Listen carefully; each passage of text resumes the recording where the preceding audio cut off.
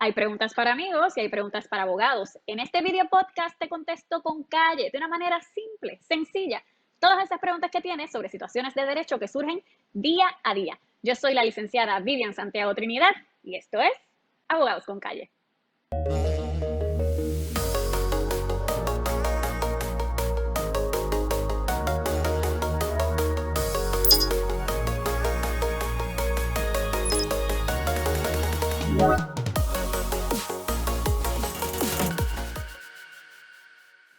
Bienvenidos a Abogados con Calle. Muchísimas gracias por acompañarme. En el día de hoy vamos a estar contestando muchas preguntas que ustedes me han hecho relacionadas al desempleo, al uso de licencias, a si me puedo negar a trabajar porque tengo miedo de contagio, etcétera. Así que vamos una por una. La primera es, ya me llamaron para trabajar, pero aún tengo miedo de exponerme. ¿Puedo continuar recibiendo el beneficio del desempleo? Aquí la respuesta, así, a grosso modo, es no. ¿Por qué? Porque detrás de ese miedo que usted está señalando no hay una razón justificada, no hay el uso de alguna licencia, alguna protección legal, claro está. Diferente sería el caso si usted me dice, mire, yo tengo miedo porque este patrono no ha presentado el plan de control de exposición al coronavirus, no está autocertificado o si lo presentó, no está cumpliendo con ello. Pues ahí se analiza diferente, pero aún así, miren lo que establece OSHA, que es la agencia que está adscrita, ¿verdad?, al Departamento del Trabajo y se encarga de velar por la seguridad y la salud de los empleados. Y OSHA establece que un empleado tiene derecho a negarse a trabajar si está en peligro de sufrir daño inminente de muerte, daño físico, y ese empleado se lo notificó al patrono, de buena fe conversó con él y se entiende que sí, en efecto, hay un daño y el patrono no hizo nada. Y no se podía esperar a que OSHA llegara. Pues OSHA aún así recomienda que espera que el patrono entonces lo remueva de su puesto ese día. Así que vemos que no es cualquier tipo de miedo, de riesgo, que protege dentro del contexto de OSHA. Otro asunto, si nos entramos, ¿verdad?, en asuntos constitucionales y ese deber que tiene el patrón de proveer un lugar de trabajo seguro, saludable, etcétera. Ahora bien, también el National Labor Relations Act establece que un empleado se puede negar a trabajar si hay condiciones anormalmente peligrosas. Así que, como ven, hay algo en común. Y es que tiene que ser algo fuera de lo normal. Quizás para muchos el uso de mascarilla, pues ciertamente es algo negligente, pero no es que exista un inminente peligro de muerte. Así que en este escenario, el mero, ¿verdad?, miedo que se puede entender, pero no está atado a un asunto legal, no es suficiente. Usted podría perder su empleo y a la misma vez podría perder los beneficios del desempleo porque está abandonando un trabajo. Vamos con la segunda pregunta. Si me acojo a la licencia del Families First Coronavirus Response Act, esta legislación tiene nombre, apellido, dos nombres, por el cuidado de niños, como recibo 2/3 partes de mi salario, ¿puedo solicitar desempleo? Bueno, para beneficios de los que no conocen lo que es el Families First Coronavirus Response Act, esta legislación es una legislación federal temporera que está efectiva desde el 1 de abril hasta el 31 de diciembre y le provee dos tipos de licencia a los empleados que sean elegibles dentro de unas circunstancias particulares que están relacionadas al coronavirus. Una de ellas es que este patrono que tiene que proveer la licencia y este empleado que no puede trabajar ni presencialmente ni remotamente porque no tiene quien le cuide a sus hijos, pues puede acogerse a esta licencia. Ahora, son 2/3 partes del salario, eso es cierto. Ahora bien, si usted recibe el beneficio de esta licencia, se está descalificando para el desempleo. No puede existir esa doble compensación, ese double dipping, como le llaman por ahí. Y eso está bastante claro en las preguntas y respuestas del Departamento del Trabajo Federal, ¿verdad?, que son en parte quienes administran esta legislación federal, no es el Departamento del Trabajo estatal. Así que si usted tiene alguna pregunta relacionada a esta legislación, tiene que acudir al Departamento del Trabajo Federal, que está en Guaynabo. Y ellos dejan claro que en efecto sí se está descalificando, el empleado no puede recibir esa doble compensación, a menos que a nivel estatal se establezca lo contrario. Hasta donde yo tengo entendido, se supone que no. Vamos con la próxima pregunta. Me llamaron a trabajar, pero menos horas que antes. ¿Puedo continuar recibiendo el desempleo? La respuesta es sí, pero no total. Tendría que usted solicitar un ajuste y crear una reclamación parcial, ¿verdad? Esa diferencia de horas que si usted, por ejemplo, trabajaba 40 horas y ahora está trabajando 20 horas, pues entonces ahí podría recibir los beneficios, pero de una manera parcial. Vamos con la próxima pregunta. Soy asmático crónico, de los que el CDC ha identificado como de alto riesgo. ¿Puedo negarme a ir a trabajar? Trabajo en empresa privada. Bueno, lo primero es que nadie puede obligar a que usted asista al trabajo. Aquí lo importante, fíjese que lo correcto sería evaluar, ya que menciona que trabaja en empresa privada, si ese patrono tiene que cumplir con la ley número 44, que es la que dispone lo relacionado, las políticas, ¿verdad?, relacionadas en contra del discrimen por solicitantes de empleo o empleados que tienen algún tipo de incapacidad física o mental. Y su contraparte federal, que es la famosa ley ADA, Americans with Disabilities Act, que le aplica a patronos que tienen 15 empleados o más. Aquí lo correcto sería que usted, que es asmático crónico, y ciertamente a grosso modo podríamos identificar que sí, que podría cualificar bajo la definición de la ley como una persona con incapacidad, porque se afecta sustancialmente una de las actividades diarias, valga la redundancia, de su diario vivir, como es la respiración. Y debe iniciarse ese proceso interactivo que requiere la ley. ¿Y a qué me refiero con eso? Bueno, que usted llame y le deje saber al patrono, mire, yo soy de los que el CDC identifica que son de alto riesgo, así que yo necesito un acomodo razonable. Y ahí comienza el proceso interactivo. Usted no tiene ni que utilizar la palabra acomodo razonable, sino dejarle saber al patrono que usted entiende, ¿verdad?, que tiene esa protección bajo la ley. ¿Y cuál es la responsabilidad del patrono? Solicitarle a usted la información, certificado médico, evaluar las posibilidades de acomodo razonable, si es que usted puede trabajar remoto desde su casa, si es que el patrono entonces lo puede colocar en una oficina privada, etcétera. Así que debe, en este tipo de situación, que una persona sea de alto riesgo, debe iniciarse ese proceso de evaluación si le aplica esta legislación. Si no le aplica la legislación, el llamado es a la flexibilidad y a la comunicación, en la medida en que los patronos puedan atender este tipo de solicitudes, claro, razonables, porque fíjese que la misma ley establece que tiene que ser razonable. Si eso crea una carga onerosa, una dificultad excesiva en la empresa, que es algo que no pueden manejar porque es algo sustancialmente, digamos, carísimo, por mencionar un ejemplo, pues el patrono no tiene que hacerlo. Así que, a grosso modo, esa es la respuesta. Vamos para la pregunta número 5. La compañía para la que trabajo no era esencial, así que comenzó a operar ahora con algunos empleados. Otros, como yo, continúan suspendidos. Al momento de llamar a los empleados, ¿tenían que considerar la antigüedad? Pues fíjese, de primera, yo le digo que no, porque es una suspensión temporaria, no es un despido. Ahora tengo que explicar por qué.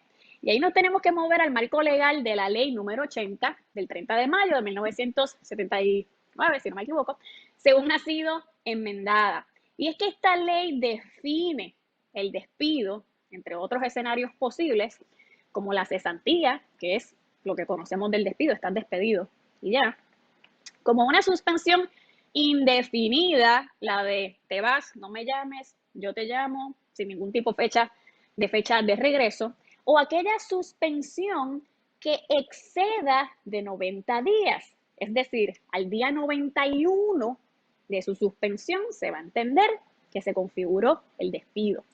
¿Y por qué esto es importante? Porque al momento del despido, esta misma ley establece que si ese patrono se va a mantener operando, va a llamar a unos empleados y a otros no, va a retener unos y otros no, tiene que cumplir con los criterios legales que establece la ley. El criterio, como bien mencionó, el de la antigüedad o el de una diferencia razonablemente clara a favor de la eficiencia, capacidad, historial de comportamiento del empleado, etcétera. Puedo utilizar cualquiera de esos dos criterios Y obviamente utilizando la base de esa ocupación. Las que son secretarias se evalúan aparte, las que están relacionadas a venta se evalúan aparte. Pero estos criterios de antigüedad, o el de diferencia razonablemente clara, a favor de la eficiencia, etcétera, se evalúa en el escenario en el que en efecto haya un despido y se vaya a retener personal. Y esto también establece, ¿verdad?, que ese derecho a ser rellamado, si es que hay una posición disponible como la que ocupaba ese empleado, es hasta un máximo de 6 meses. Así que, como ven, este asunto hay que evaluarlo caso a caso, pero ya sabes que mientras no hayan transcurrido el exceso de 90 días, no hay que evaluar a base de antigüedad ni del otro criterio relacionado a eficiencia, capacidad, etcétera. Siguiente pregunta. Si fui suspendido temporariamente, ¿me tienen que liquidar vacaciones y enfermedad? Pues fíjese, como mencionamos anteriormente, una suspensión temporera, es decir, que no excede de 90 días, no es un despido y por tanto no tiene derecho a una liquidación de vacaciones si es que usted es un empleado no exento, o sea que le aplica la ley número 180 relacionada a la licencia por vacaciones, enfermedad, etcétera. Vamos a repasar un poquito esta legislación. Y es que es importante que sepan que a partir de la aprobación de la ley número 4, la famosa reforma laboral del 26 de enero de 2017, los empleados que están en periodo probatorio tienen, digamos, el derecho a una liquidación una vez cumplen 6 meses en ese periodo probatorio. O ciertamente, si su periodo probatorio era menor y ya lo pasó, pues también tiene el derecho a la liquidación. Y obviamente, si trabaja 130 horas, es importante distinguir, ¿verdad?, que si ya pasaron esos 90 días, como mencionamos anteriormente, se configuró un despido, pues ciertamente ahí existiría ¿verdad?, el derecho de esa liquidación de vacaciones si usted las acumuló, no así las de enfermedad, a menos que se haya estipulado que sí va a recibir enfermedad u otros beneficios a través del contrato de empleo, manual, convenio colectivo, etcétera. Importante aclarar que si usted es un empleado que está excluido de la ley número 180, los que le llaman, ¿verdad?, los exentos, por mencionar algunos, ejecutivo, profesional, administrador, pues no le aplica la ley número 180, pero sí podría ser que usted tenga algún tipo de beneficio según se haya acordado en el contrato de empleo, convenio, manual, etcétera. Así que eso es bien importante. Próxima pregunta. Si te suspenden temporariamente, cuando te llaman de nuevo, ¿te pueden contratar con la nueva reforma laboral? Y estas son de las preguntas que a mí me producen un poco de ansiedad en estos tiempos, porque se están tomando muchos riesgos por ahí y eso va a crear un escenario complicado de litigio. Mire, hay unos aspectos de la reforma laboral de la ley número 4 del 26 de enero de 2017 que la aplican a todos los patronos sin distinción. Y hay otras que la misma ley 4 hace una distinción de los empleados que fueron contratados antes del 26 de enero de 2017 y los que fueron contratados a partir del 26 de enero de 2017. Y es que si usted fue suspendido temporariamente, como mencionamos anteriormente, esa relación patrono y empleado no se ha extinguido, continúa ahí. Así que no tiene ninguna validez jurídica el que ahora a usted le aplique ciertas cosas de la reforma laboral de la ley número 4 que antes no le aplicaban. Así que mucho cuidado con eso. Claro está, va a haber que analizar en algún momento dado esos empleados que fueron despedidos, que al momento de que se hizo el lockdown, el patrono decidió cerrar 100%. Olvídate que yo me voy de Puerto Rico. Pero volvió a abrir, volvió a operar y volvió a llamar al empleado. Pues hay que analizar ahí si en efecto hubo un rompimiento de esa relación. Yo podría argumentar que sí. Ahora hay unos patronos que quizás se pusieron un poquito creativos y dijeron, déjame entonces ahora despedir, aunque yo los voy a contratar después para entonces poder utilizar la reforma laboral. Son los menos, pero hay que tener mucho cuidado con eso, porque eso se tiene que ver caso a caso. Yo pienso que es arriesgado y que se tiene que evaluar bien. Recuerde también lo que acabamos de mencionar del derecho de retención, de ese periodo de 6 meses. Hay que evaluarlo, porque si en ese periodo de 6 meses yo tengo derecho a ser rellamado o rellamada, pues no ha finalizado esa relación patrono-empleado. Y por tanto no debe haber ningún cambio relacionado a la legislación, a la ley número 4 del 26 de enero de 2017. Así que mucho cuidado con eso. Siguiente pregunta. En el momento del cierre, estaba en periodo probatorio. ¿Cuáles son mis derechos? Esta pregunta me la han hecho muchas veces. Si vamos a hablar del periodo probatorio, tenemos que hablar de nuevo de la ley número 80. Tenemos que saber que a partir de la aprobación de la ley número 4 del 26 de enero de 2017, la famosa reforma laboral, este periodo es automático. ¿Qué quiere decir eso? Que tan pronto usted cogió un lápiz y empezó a anotar las tareas que tenía que hacer en esa empresa, comenzó a decursar ese periodo. Ahora, ¿cuál es el periodo? Bueno, pues si usted es un empleado no exento, su periodo es de un máximo de 9 meses, 270 días naturales consecutivos, así, con el dedito en el calendario, independientemente de si usted los trabajó o no. El otro escenario es el de los empleados exentos, pero en particular los únicos exentos de los que voy a hablar ahora es ejecutivo, profesional y administrador. Que ese periodo probatorio es de 12 meses, 360 días naturales consecutivos. Y ese periodo, dice la ley, contestando ahora su pregunta, se interrumpe solamente por el uso de alguna licencia dispuesta por ley. Eso es lo que dice la legislación. Por tanto, si en este periodo usted no le liquidaron vacaciones o enfermedad, ese periodo continuó sin detenerse. Y usted dirá, no hace sentido que yo no esté en la empresa, ¿cómo me van a evaluar? Bueno, pues eso es un asunto que hay que llamarle a la atención al legislador. O sea, la ley, eso es lo que establece. No se interrumpe a menos que utilice una legislación, una licencia establecida por ley 180, CINOT, el Fondo del Seguro del Estado, etcétera. ¿Y cuál es el efecto? Bueno, pues que detiene ese periodo probatorio y comienza, o sea, continúa, más bien, continúa una vez usted se reincorpora. ¿Ok? Vamos para la próxima pregunta y última. Comencé a trabajar, pero me cambiaron de exento a no exento, con una reducción en salario, cambios en funciones y de horas. ¿Es legal? Pues mire, este tipo de cambios, siempre y cuando esté atado a una razón operacional de la empresa, que no sea caprichoso, que no esté ¿verdad? Atado un asunto discriminatorio, de que ahora, como las mujeres embarazadas son las que también están en alto riesgo, pues voy a complicarle un poquito el escenario, a ver si se van.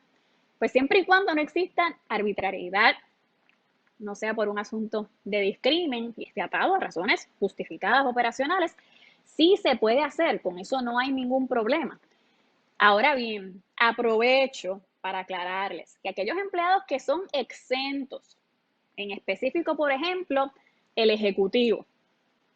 Este es el típico supervisor, que tiene que cumplir con unos criterios específicos en cuanto a funciones, en cuanto a cantidad de lo que se paga y ese salario, ¿verdad? Que no está sujeto a ciertas deducciones por ausencia, etcétera. Si yo cambio uno de esos tres, es decir, ese supervisor ya no está realizando funciones de supervisión, que son las que tiene que realizar usual y regularmente con al menos 2 empleados a tiempo completo, tiene que estar dirigiendo por lo menos una división o subdivisión de la empresa y tiene que tener, ¿verdad?, ese criterio o que utilicen su opinión para asuntos de contratación, despidos, beneficios a empleados, etcétera. Si yo le quito uno de esos, porque ahora está remoto y no puede supervisar, no está cumpliendo con uno de esos requisitos y me lo estaría convirtiendo en un empleado no exento. Por tanto, tendría cobertura de la ley número 180, de vacaciones y enfermedad, ley 379, del periodo de tomar alimentos, horas extra, etcétera, ley 289, la ley de descanso del séptimo día. De igual modo, pues lo dejé con las mismas funciones, pero le reduje el salario de 455, que es el mínimo que se le puede pagar a este ejecutivo por reglamentación estatal y federal. Lo reduje a 400, pues lo convirtió en un empleado no exento. Así que ya vemos que todos estos cambios, a pesar de que bien pueden ser, o sea, son legales, hay que ver el impacto que tiene en cuanto a esos cambios. Así que espero que estas contestaciones le hayan sido de ayuda. Continuaremos discutiendo este tema que yo sé que es de mucha relevancia para todos. Recuerden que todo lo discutido en este video podcast no puede ser considerado una opinión legal y que usted debe consultar con su abogado de preferencia. De igual modo, recuerde seguirnos en las redes sociales. Yo soy la licenciada Vivian Santiago Trinidad y esto fue Abogados con Calle. Chao.